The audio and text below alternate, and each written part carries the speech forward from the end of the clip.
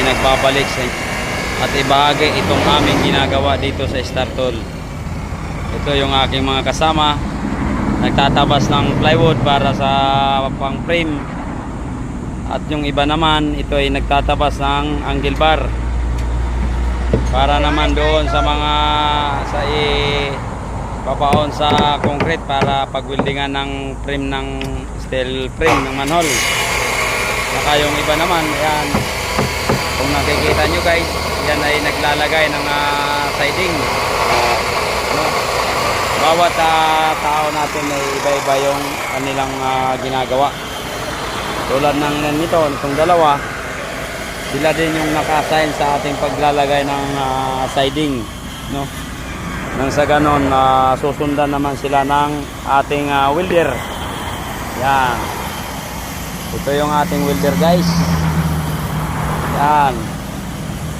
Ganon yung ating proseso sa pagpatakbo ng ating trabaho, no? Para walang nasayang na oras or walang bakanting tao.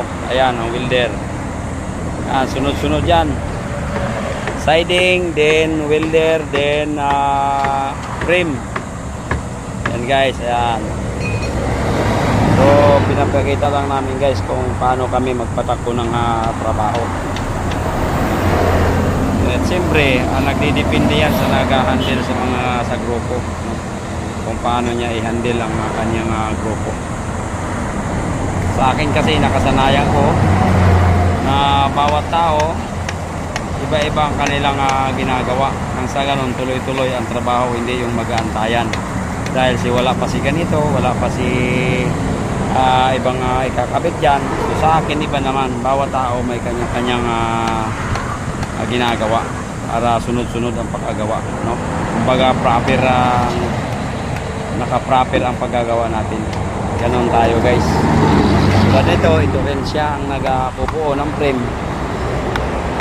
Dahil pag wala ang frame, walang welder, walang i-welder. Dahil ang pag-welding nakabase sa mga frame. Yan. Kaya may frame, may welder. Ganun yan. So guys, maraming salamat sa inyo. Ako mga itong aking video sa goal nyo naway paki-share at paki-follow na lang guys, no? Malaking tulong na rin yan sa akin. Ito, maraming salamat.